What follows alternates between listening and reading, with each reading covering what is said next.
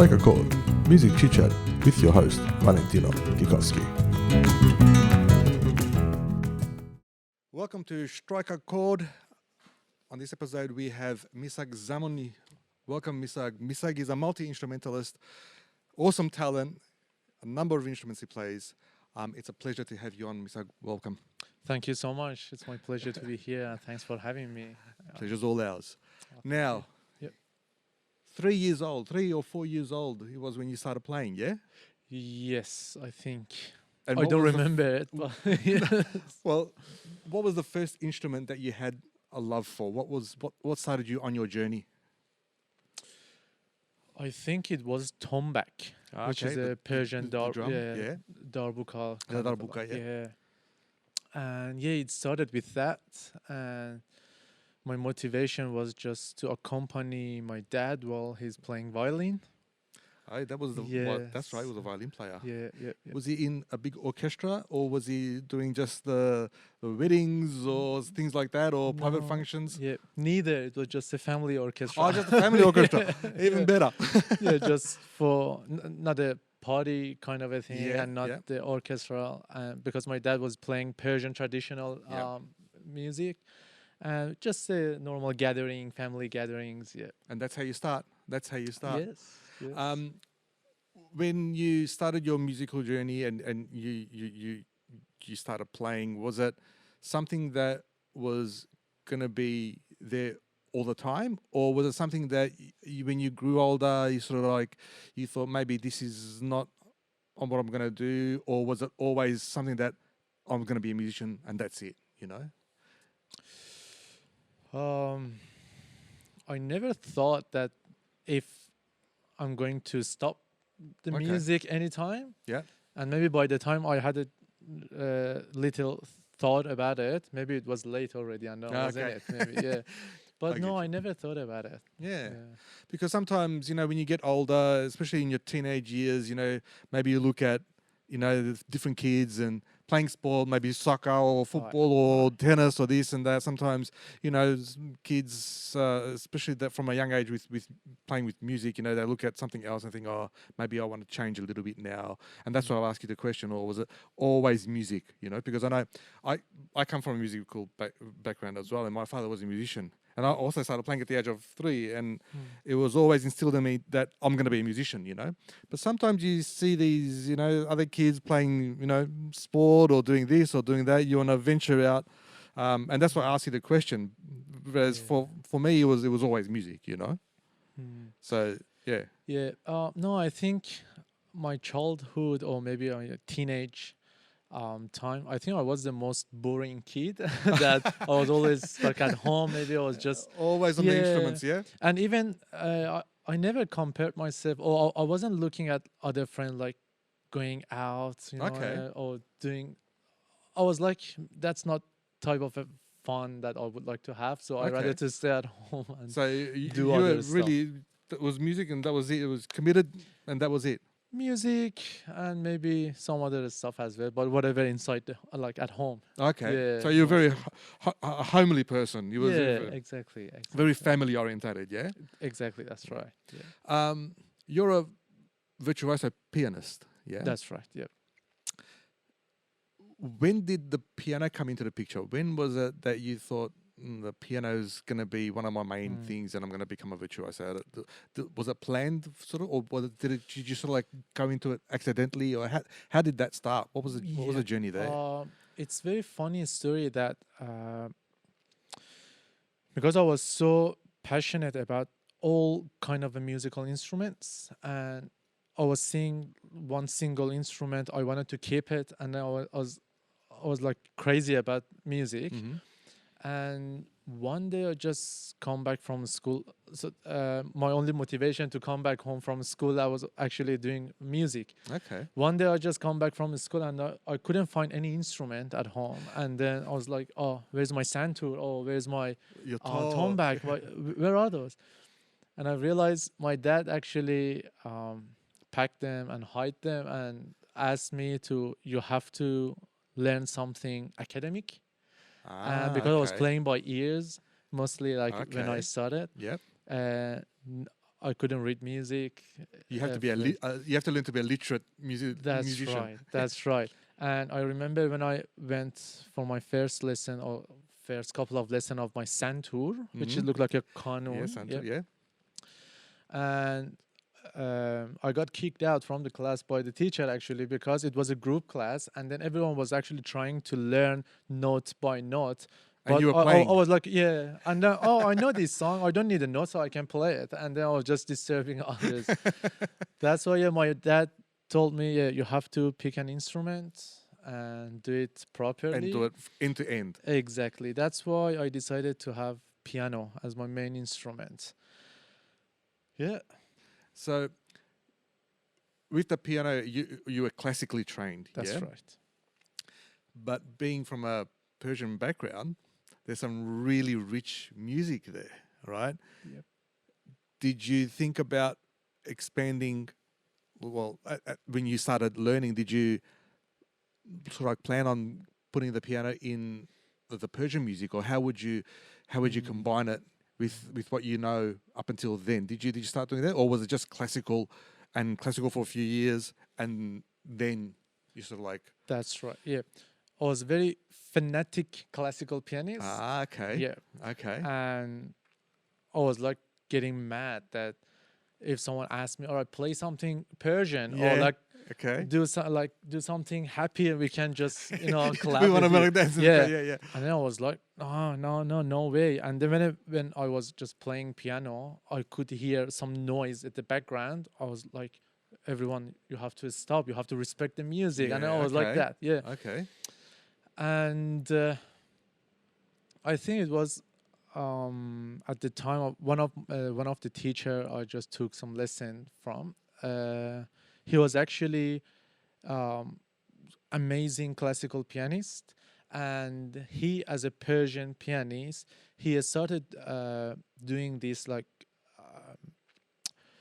composing some Persian musics, Persian pieces, but getting the classical techniques involved in it. Ah, okay. So that's why that was the first idea that came to my mind, that how can I introduce the Persian sound? The interpretation. Exactly, to the like international ears and listeners. So for example, you may not be familiar with the quarter notes as how can I deliver that kind of a sound through the platform, like internationally make it sound understandable to the rest of the world.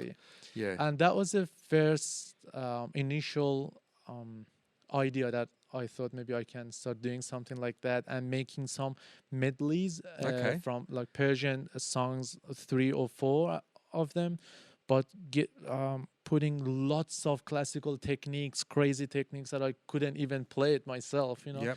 That was the first I think move I made. The first transition into that's right. What you're doing now. And I think I was about age of 17. Okay. Yeah. So you're at the sort of like end of your teenage years. That's right. Yeah. Yes. When did you come to Australia? In 2013, I was about 21. Okay. Yeah. That's a good age to come to a new country, because you're not a teenager and you've got the maturity there. That's right.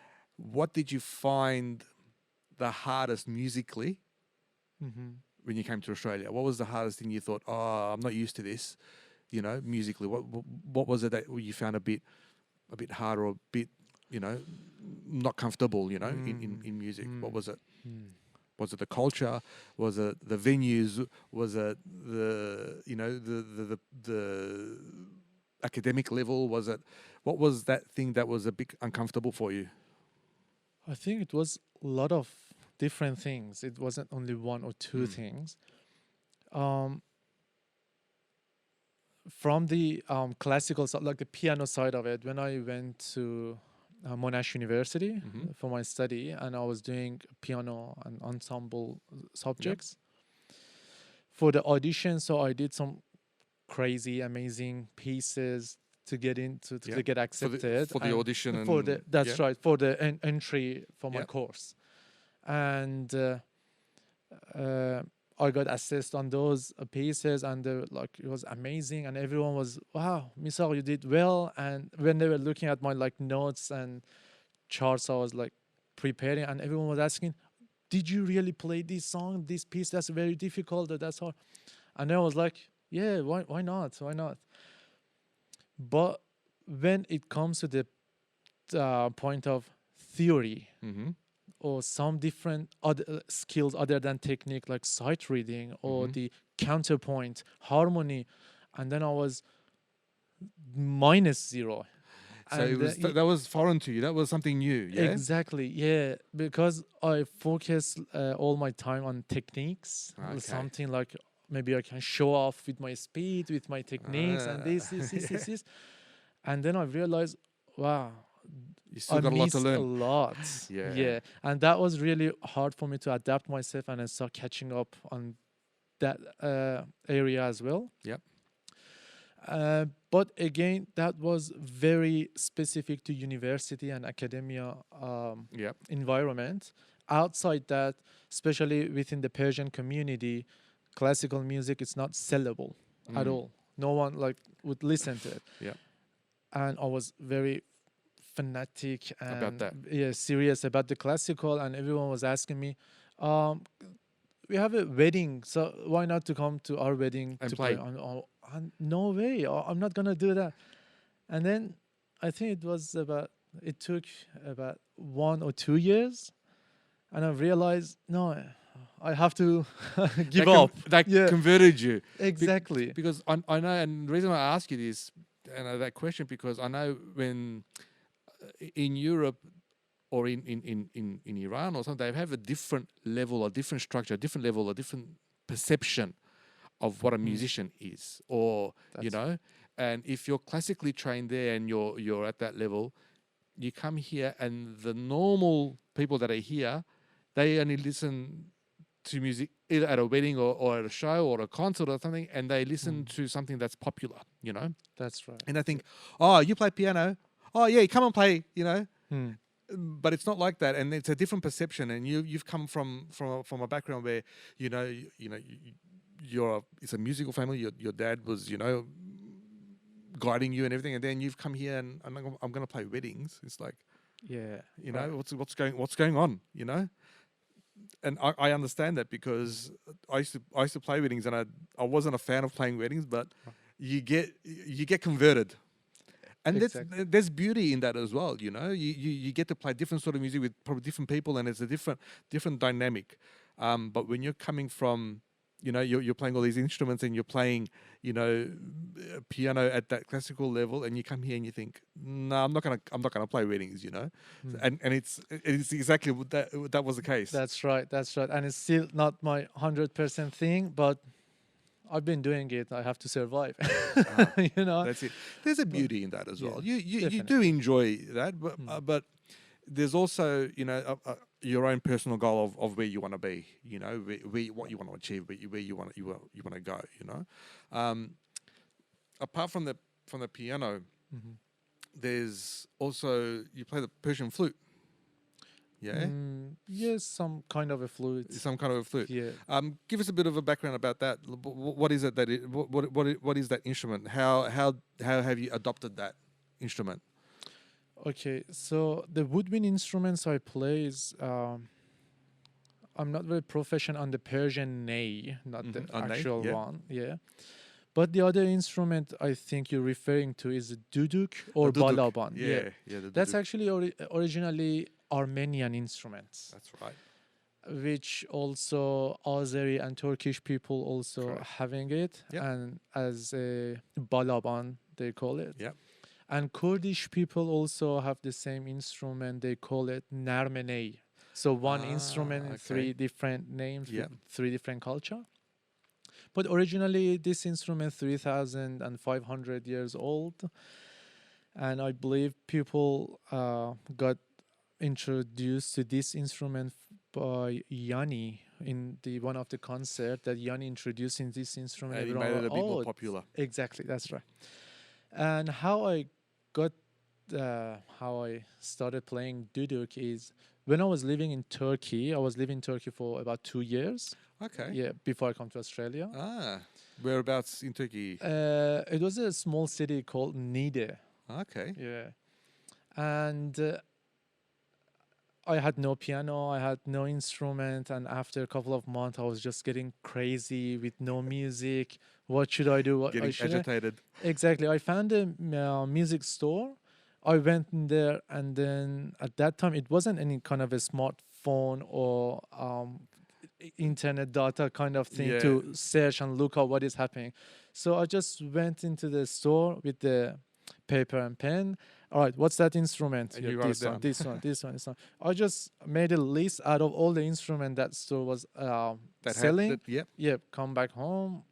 YouTube, what is this instrument? All right, and then I start listening to the sound of each instrument. Yep. And then I realized, oh, this one like duduk sounds amazing. I've heard that a lot before, Yeah, but with the I quarter had no tones, idea. the trills and stuff. You were familiar with that. Exactly. And then I remembered, all right, that's the movie theme from Gladiator. It's the same instrument. Yeah. And lots of nostalgia. Yep. And then, all right, I said, yep, that's the instrument I wanna play. I bought that instrument, and I had no idea which is the tip and the end. Exactly, the look of it. Yeah. And then it wasn't anyone to help me. It wasn't. I didn't know any duduk player around. Watching YouTube videos, how to use the reed, how should I make it wet? Okay. What should I do? And then I was playing for 1 minute, 2 minutes. My eyes were going red, and all the technique, pressure. you didn't know the Exactly. technique. Yeah. It was crazy. But I made it anyway. Very, Yeah, very I good. just It's didn't- you persisted with it. that's right. You know, you Yeah. persisted. You said, "I'm going to learn this," and you persisted with it. Exactly. Which is for any artist, you need persistence and patience. You know, so Exactly. yeah, And it's not an easy instrument. You Yeah. know, That's right. so when you did all of this and you've come to Australia, did you continue playing? Did you play professionally here when you got to Australia? Because you started studying, right? And you That's were at Monash, but did you play gigs professionally as well, or were you just studying and that was your concentration? Unfortunately, because my study field changed into something completely different. Yeah, I know about that. Yeah, It's, it's ultrasound and you're studying that. You became a sonographer. That's right. Sonographer, yeah? Yes, I'm a sonographer. Yeah. Yeah, I started I started with science that in Monash. That's why I was doing piano as well, okay. like both. But I changed At the same time? Yes. It the was same like time, a so you- elective okay, subjects. I was okay. doing music. Geez, that was must have been weird for you because you're doing this and then something totally different. Exactly. But the only benefit about it, like doing the music, I could raise my GPA a lot. You know, that was good mark. okay. That was an easy mark. Yeah. Smart. And I got into radiography, and then specializing on ultrasound. And is that what you do during the day? Right now, yes. Okay. Yes. So I'm full-time. that's how you pay the bills. Yes, that's right now. And that's why I couldn't just spend a lot of good time on just doing music. Yeah. And especially when I realized there is no classical musician around Yeah. to collaborate with, or Okay. because I was just very limited within some Persian communities as well, some friends around. I couldn't actually go out and explore more. That's why it wasn't any kind of a competition for me to progress. I was just playing at friends' house, gatherings, these Yeah. kind of things, But- and teaching. And that's what I was going to say. You've got the option. It's hard to be a full-time musician here in Australia, that's at right. least. So you need to either be a teacher, a music teacher, if you're heading towards that that journey, or do something else during the day to pay the bills. Sometimes it's very hard, as you know, and I think all artists here as well know. Yeah. But there's nothing wrong with that, you know. That's right. It's sometimes it helps. Like, you know, you might go into another field, but it might help the music, or your music might benefit from another field. You know, it's that's just the way a lot of the musicians and artists live here as well. You know, Yeah. but it didn't take away the passion, right? That's right. Yeah. If anything, it probably made it more. Absolutely. Yeah. Yeah. During the day you're working as a sonographer or whatever it is, did you have days where you couldn't wait to get home to play some music? Absolutely. 200%. Is that Yeah. still the case? Is that Exactly. see? So the passion is still there, and you still want to get home. You still want to practice. You still And want even sometimes I think that maybe I do this job for another couple of more years, and maybe I just sponsor myself on Yeah. music, And you you know, give it a and crack. focus more exactly on yeah, the music. you give it a crack 100% on the music. That's right. Which yeah. is smart to do, and you know you can get back into sonography whenever you want, really. You know? Exactly. So- Exactly. And that's a clever ambition. The thing with music is that you always need to work on it. That's Yeah. what I find. I always need to rehearse. I always need to work, and that also takes up a lot of time. You know, and if you're working full time during the day, sometimes it's very hard to find the energy when you come home. Yes. You know, Yes. you either have to switch off a few things in your head and then sit down and say, all right, hang on, now I'm going to start rehearsing. It doesn't happen every day. Do you find that, Um, or is even it every even day? even if I find the time to do it, I might just be exhausted. Yeah. You know, I just want to play something and just disconnect, detach from the Yeah. world. And It's not an actual rehearsal or practice. It's just something No. just to switch off. exactly. Yeah. And there's lots of things in my mind just going around. That's why I'm not really happy about it. And I can see I lost skills since I came to Australia, and I couldn't like practice as much as I could practice back in Iran. Like I was practicing 6 hours, 7 hours a day, easy, normal. Yeah. But here, nah. Yeah, Okay.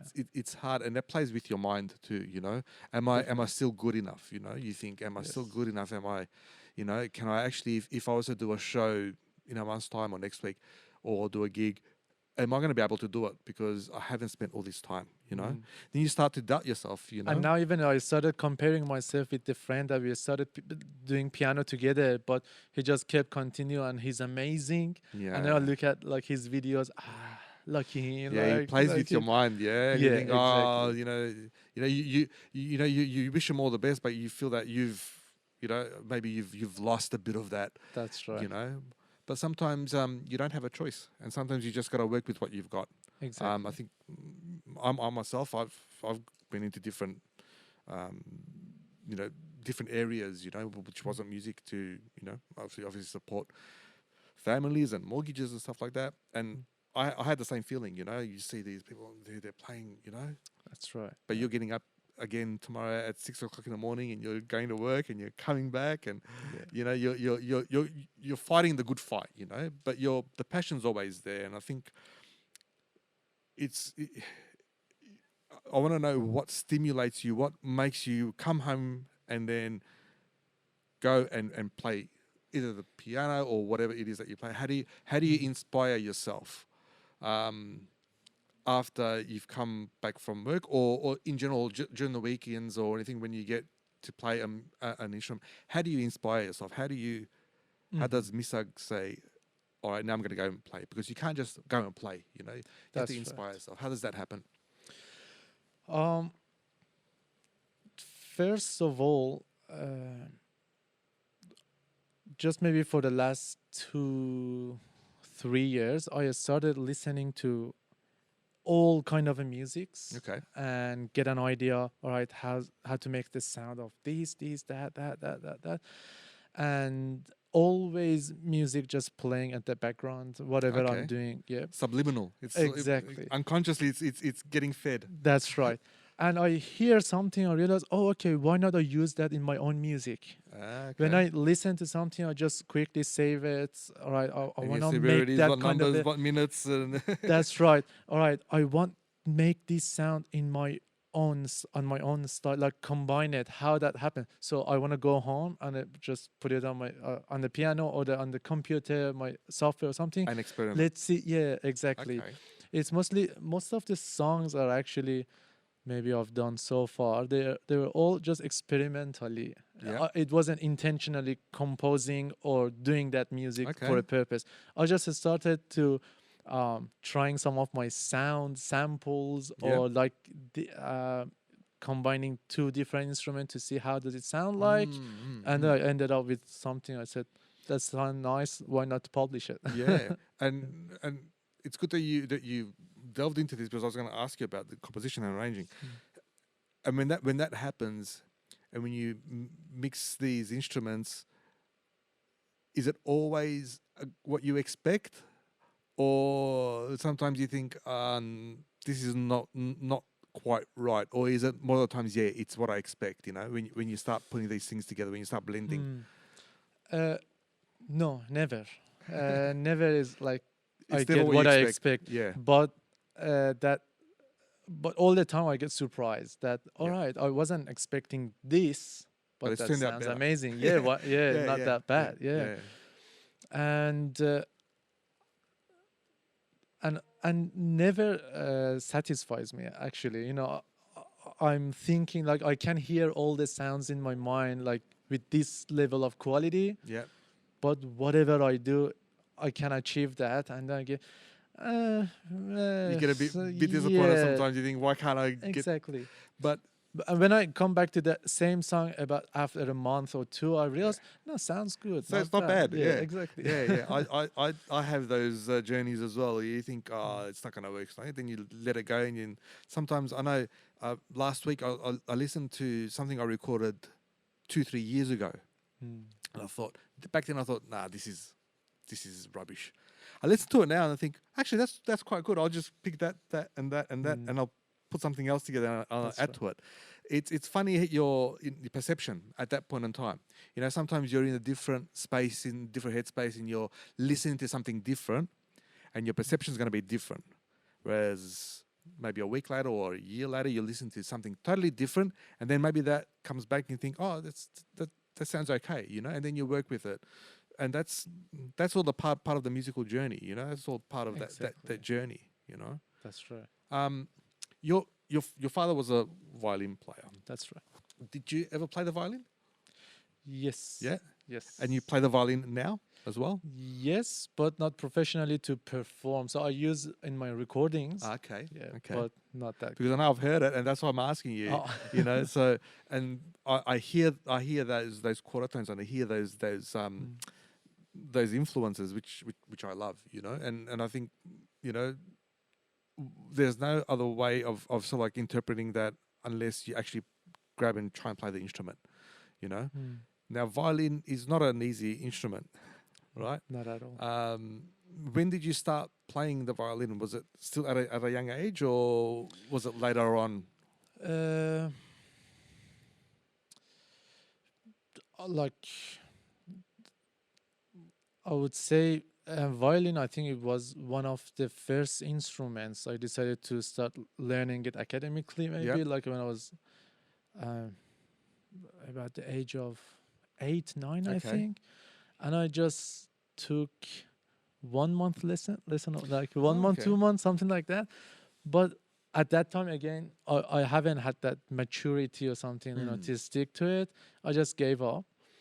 And when I came to Australia and my parent was coming here to visit me, I thought, all right, maybe I just buy a violin for my dad. Okay. And while he's here, we can just do some performances. Yep. And that it was, so now I have a violin. So my dad just back Iran. Yeah. And then all you right, start what should playing I it. do with that? Yeah, like why not to start practicing again? You're Yeah, staying there for nothing. Might as well just start playing it again. exactly. So that's It's a how newfound happened. love. That's right. Yeah. Yeah. Yeah. Violin's a beautiful instrument. I know because I know a lot of violin players, they start playing when they're like 4 or 5 years old, you know, and they do it for the rest of their lives, you know. But you know, it's good that you took it on again, you know, because it's a beautiful instrument, you Exactly. know. With your projects at the moment, and I know you've got a lot of projects and a lot of arrangements, and the you know, it's quite, it sounds quite complex. Mm-hmm. Is it? And I've seen some of your YouTube clips. You've got everything you're doing yourself, you know. That's right. Is there a plan to play these things live? And if so, how would you interpret that? That's right. That's another thing that actually makes me to come home after work quickly and work on this.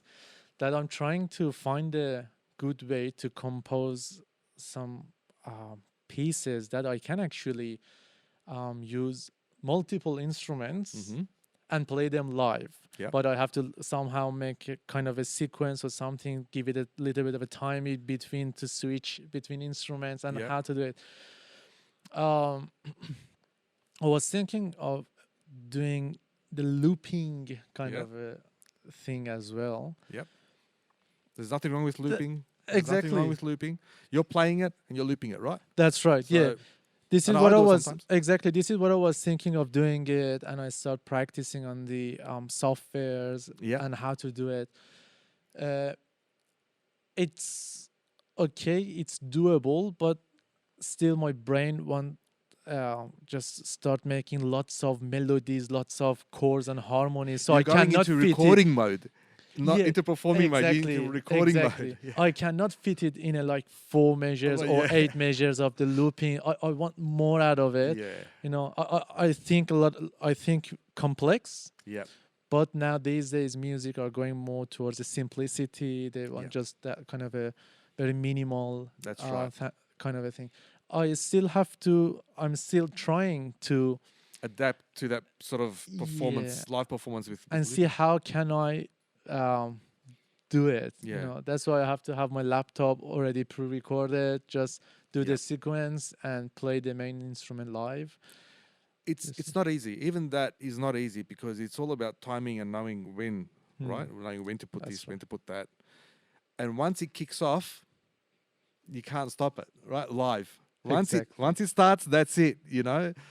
And this is where you need to be quite precise if you're looping, where if you loop something that's not right, you just can't stop it in the middle and redo it, you know? That's you have right. to let it go. And Yes. yeah, it can get a bit complicated, but I think simplicity, what you mentioned before, everyone is going back to simplicity. Simple, keep it simple, make it sound good for whoever's listening, and that's very important. That's very important. Yeah. On another subject, the boîte. Oh, yeah, right. Obviously, you're engaging with the boîte, and the boîte is helping you with the portfolio, the inaugural portfolio Yep. project. Tell us a bit about that. Where do you sit with that, and where's the journey with the boîte? How did you guys come to be? Okay. Should I start from the very, very first time or? Up to you. Up to you. However Okay. you think, whatever you can, remember, with the boîte. I think it was in 2014 Okay. that I performed at a, was it like a police, it was for the Persian New Year. It Okay. was a ceremony and Yep. celebration of the Persian New Year that they organized that kind of a celebrity for, not celebrity, celebration for police academies, Victoria Police, something like that. Okay. Yeah. Yeah. And I performed deaf Persian drum there. Okay. And at the same performance, it was a group of Persian women choir group. Uh-huh. Yeah. That one of them is actually was in contact with the boîte. That's where the that's That's where the right. conduit was. And the then he, one of those women, ladies actually, introduced me to boîte, and they asked myself and my sister to do a little performance for them and just getting to know them Okay. and what they can how they can support us and what we can do. And we did one performance. It was like great feedback, and we had like lots of communication in contact, like, oh, what to do next, and it got to the COVID. And then all of yeah. that stuff happened. And the next big good performance started in April, 2nd of April, that both organized the performance in Melbourne Recital Centre. Okay. And we had an hour to perform, and it was myself, my sister Marjan, and another friend of mine, Reza Kashi, that who plays the Persian plucked strings instruments like oud, tar, setar. Yeah. And in that performance, I was actually first started introducing, like changing between instruments at the same time in one song, and that kind of a show making that dynamic. Exactly. Yeah. And that was the first experimental performance for me as well. And I realized, all right, now that sounds good and it's doable. And it works. Exactly. I have to do more of it. And I think from April, now everything just more bang, bang, bang, And back falls to into back. place. Exactly. The portfolio started, the other like La Mama and all the other performances. But thank to Boat, that all coming like It's all all getting happens connected now. through It's all the happening. Boat. Yeah. Exactly. So now with the portfolio, obviously you've got a showcase and everything like that. What are you planning on performing? Are you going to do the same sort of thing where you just change instruments, or are you going to be something? It's going to be something totally different. With the showcases, the one I did, the first one I did, I think it was about a month ago. I was introducing the one-man band kind of thing. Yeah, so it was myself. Yep.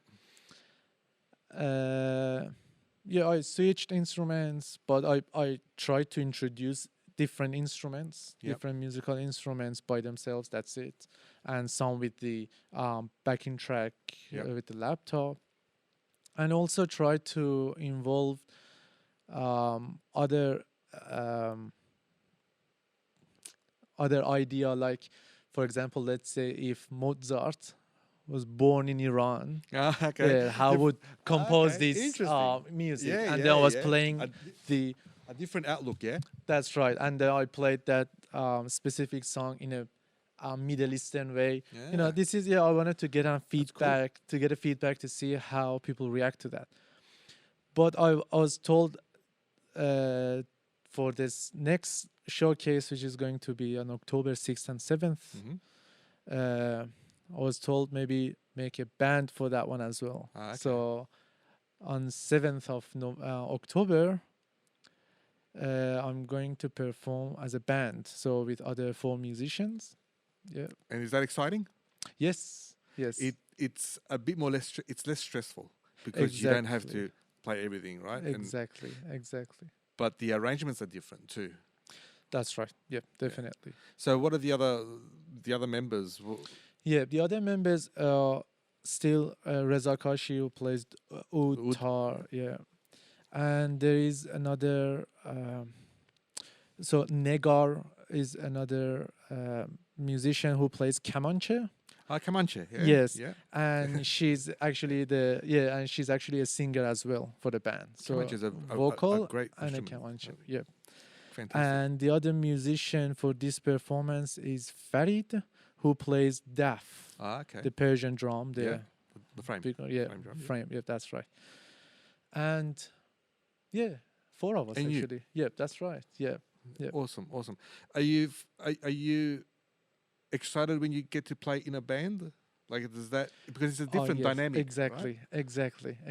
In a band, as a band, when someone start playing something, it drags you to join. All right, and then I join, and then second person, fourth, and then we all improvise on something that Yeah. we never done before, Magic and happens. sounds amazing. Magic Exactly, happens. exactly. Yeah, it's always good to play, different dynamics. Mm. Sometimes it's good to play solo too, only to keep up your technique and to see how, That's right. it's very good discipline, Exactly. But it's good to have fun in a band too, just to get there and play and Mm. improvise, as you said, and just see what happens, see the That's right. magic, And sound amazing. Yeah, Of course, as yeah, a band. yeah. Yeah. It's it's a very different platform, when you're with a band. It's a different things, and we're not all robots, and Mm. we're not all perfect. Sometimes when you do a mistake, someone can cover for you, and then you can cover That's for right. them, and The dynamics. the and dynamics and improvisation. yeah, Yeah, exactly. and some things that you rehearse, in rehearsal, sometimes they're not like that when it's live. Something else happens. So Definitely. you need to expect Definitely. that, and that's part of the beauty about playing, with different musicians. That's right. Whereas if you're playing solo, sometimes it's the same thing that you rehearse and you're playing, and that's it. Mm. But there's a challenge in that too, where there's no one else there To cover. to cover. So That's right. Yeah. there's no safety net. Exactly. Yeah. That's right. What's the future for Misagh? What do you plan on doing? Do you plan on releasing an album? Do you plan on doing recording, or do you plan on doing more projects live, or what are the next steps? Yeah. From now, definitely, I'm going to focus more on composition. Okay. I was maybe doing lots of covers and like performances, but now I just want to focus more on composition, but with a purpose. So, for example, if I want to make an album or something, it has to be a story or something behind it. Okay. All right. If I want to compose an album just piano solo, it has to be have a purpose for it. So the next thing that I'm thinking of doing it, I think it's sounds very big project, and I don't know how much of it I can achieve, but I'm thinking of combining or maybe getting all kind of traditional musics, or even like getting flamenco with Indian music involved, and Middle Eastern, all these kind of things, and start composing different songs. Diversifying, just That's right, and call it our home. yeah, Yeah, interesting. something like that. Yeah, so Just put all the cultures into a. that's right. a Because big- if you look, every ethnicity, they have a specific song for their country, for something Yeah. like that. They Yeah. call it. Or for example, in Iran, we've got lots of songs just called Iran. Yeah. So yeah. Armenians have lots of songs, Armenia, or the Yeah. beauty of Armenia. Yeah. But now I want to compose something that everyone can call it our home, like Yeah. our Very clever. country, our land. Yeah. Yeah, something And like that's that. it'll relate to everyone. Exactly. Yeah. Oh, well done, Misagh. Exactly. Look, wish you all the very best. you. I think you're going to go a very long way, especially with your talent. And I want to, thank you for coming on the podcast as well. Thanks for having me. It was It's an amazing. absolute pleasure. Yeah, and hopefully maybe we'll either record or play together one day. Definitely. Why not? And Yeah, then sure. we'll see how things happen, because with all that melting pot and all the things that you want to do, by all means, I'll be happy to be part of it, and we'll take it from there. But thank you once again. Thanks for being on the podcast, and yeah, wish you all the very best. Amazing. Thank you so much. No Thanks worries. for your time. Thank you. And I just want a big thank you to the Yesteryear Revival, the production team, Cake Clips for these beautiful cakes. And until the next podcast, thank you very much. And we're going to hear a bit from Misagh as well. Just thank you, everyone, every single person's boat, actually. And the boat as well, yes. And the boat as well, definitely for their support. And I don't know, hopefully we're gonna do lots of more works. Yes, You're more gonna work, hear more lots music, of more things from us. more music. Okay, definitely. Thanks once definitely. again.